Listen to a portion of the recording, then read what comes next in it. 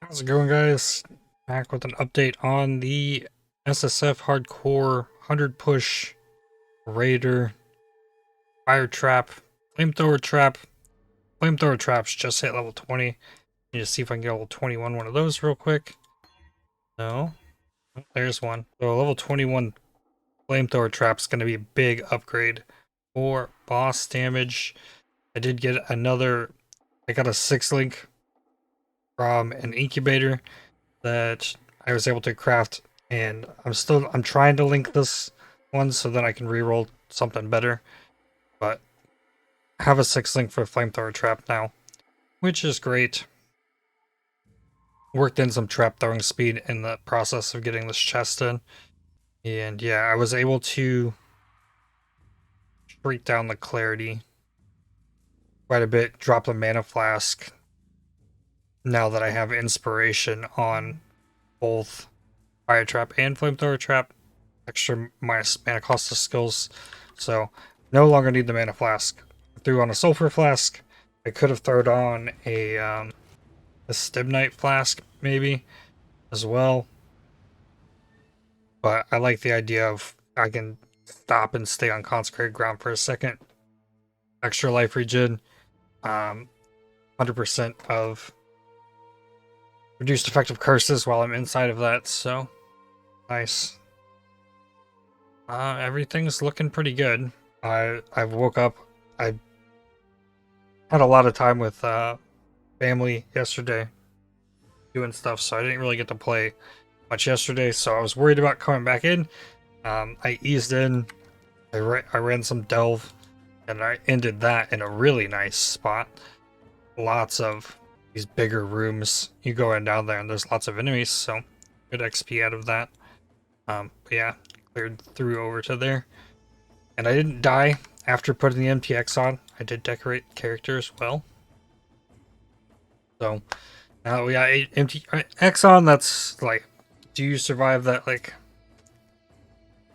first little bit getting back into things, spending a day not playing the game, trying to come back in the characters like in your rhythm is a little bit difficult, but I made it through the first little bit, so hopefully we can keep going with it.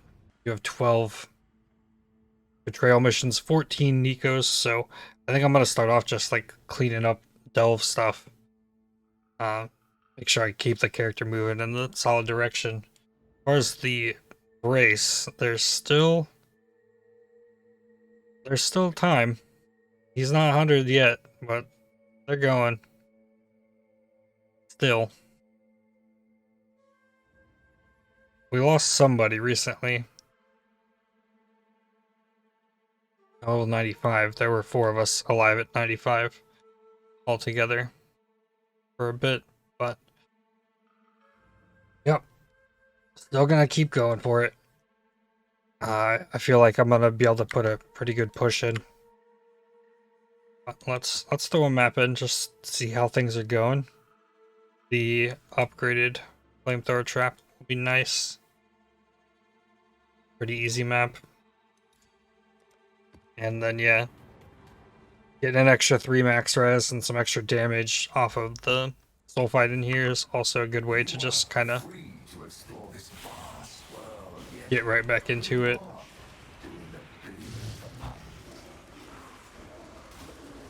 Passive tree, I know exactly what I want my next 5 passives to be. Or I guess only like 4 of them really matter. The 5th one will be like at the finish line. But a lot of big upgrades come with these levels. Like traps not being able to be damaged. Guarantee my flamethrower traps go off even if they're not triggered, because sometimes they do get destroyed, like Flame Blast from the Beyond boss will take out traps from time to time before they go off. Kind of unfortunate, but yeah, grabbing this sulfite, it's extra damage. Definitely want to take that into the boss, which should be like right there, so grab these real quick.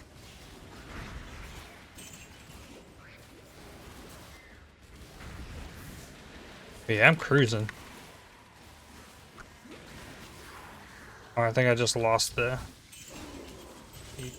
delirium.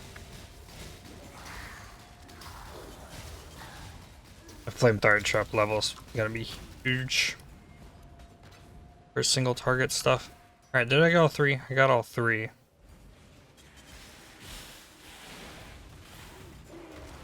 Checking these for something. Still have to use mine. Need to use that for the rest of the map. Don't want to use it before the boss and accidentally drag it to the boss and make the boss way more a pain than it needs to be. Just fighting bosses is the only thing that really like slows down XP grind. So the faster they go down, the faster we can keep moving.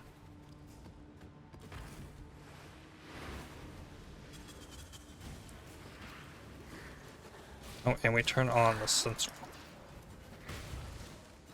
Should be good to go, because we're super fast in this map now. Thanks to the soul fight.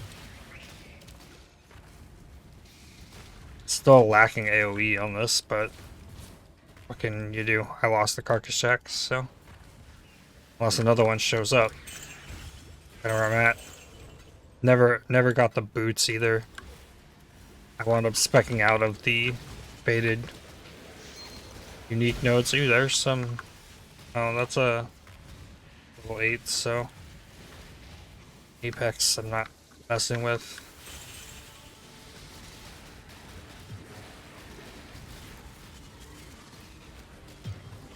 But it's definitely worth to use the Sentinels.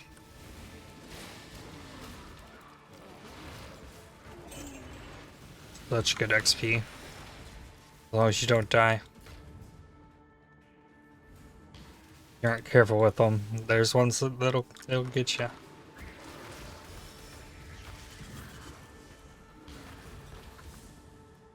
we go. Bunch of soul fight. This is Park and Strand are also really good Abyss maps. You're not gonna get Abysses like in odd places that aren't gonna be able to spawn monsters. That's why I'm like trying to mess with Park and Strands to get things going. But yeah, I think I'm pretty set on things. I'm not super happy with the boots. I'm not super happy with the helmet. I'm still trying to grind out the implicit currency. I am running Eater of Worlds right now, and I did kill Eater of Worlds. I did get my Watchstone from that, and I got a perfectly rolled melding from that. Well, although I don't think melding is super great on a raider, because you're getting ailment immunity already, and it like really lessens the effect of running a purity of elements. You run a purity of elements, you get the ailment immunity, plus you get all these resistances. But on a raider, you're already getting the ailment immunity, so all you're getting from that mana reservation is the resistances to grab this. So I don't know that it's like the best play on a raider. Definitely a way to get to like 90 max res, but you don't get as much out of Avatar of the Veil if you run purity of elements. If you can work in melding without running purity of elements, that'd be cool. And you can still get ailment immunity without that. You're gonna have to get res like places all over the place, jewels, and yeah, I don't know. Meldings never seem too terribly interesting to me, but defensively we're doing well. 80, 79, 79 resistances with passive 63% physical damage reduction from 10k armor. With decent evasion. I lost a lot of evasion and armor from taking this off because it was rolled nicely. But it has this hybrid armor evasion on it, so really good. Just keep throwing fusings at. I don't have anything else to throw fusings at. Not picking up much else either. I exalted these boots, got 25 decks on them. I did get the Eater of Worlds ailment avoidance on this. Ailment avoidance on these boots allowed me to drop 2 points here, so I only needed to get to the crystal skin. I still don't have these nodes down here for the evasion and extra armor. Don't have thick skin. But I think my next points, like I want that you cannot be hindered or maimed from this mastery. I would like debilitate enemies for 1 second when you suppress their spell damage. There's an additional 2% suppressed spell damage. There's the traps cannot be damaged, and your curses, enemies you curse are hindered with 15% reduced movement speed. Like, there's a lot of mastery stuff that I want. That's probably what I'm getting with the next levels. Like, this, you cannot be hindered.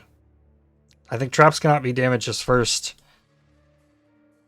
Then the hinders for me and the enemies. And then the spell suppression and debilitation will probably be the last things I'm getting. So yeah, that's where things are. Quick little update for you. Yeah, that's all I got. Character looks badass. There's nothing I can really do about the arcane surge effect, I don't think. The only thing that shows up is like blue. I don't think I can change that much, but really happy with how the character looks. The fireflies might go, I don't know. But that's all I've got for today. If you enjoyed the video, definitely hit the like button. It really helps the channel out a lot. Subscribe to make sure you don't miss more videos from me. And if you'd like to help support the channel, please consider using the super thanks, the heart icon just below the video. And I will see you all in the next one. Cheers.